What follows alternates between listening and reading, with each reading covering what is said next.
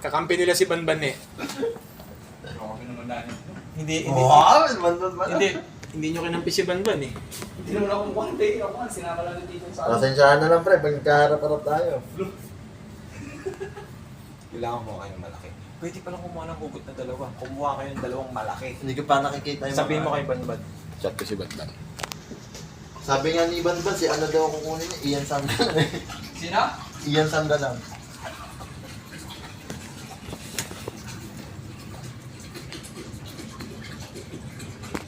Laki ba? Huwag mo sabihin. Nakasabihin.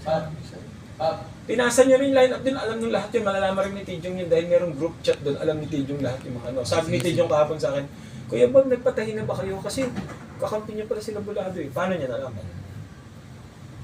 Sige, yun na lang.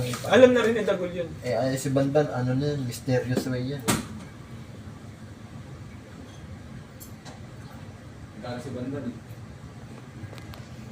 Hindi, ano naman yan? Kasi kakampi niya yun ng all along tapos biglang inalis, di ba?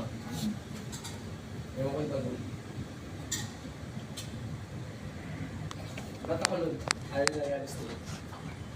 No? Legit ka lang. Pag natuloy yung sa waiter, isasali ko yung si Banban.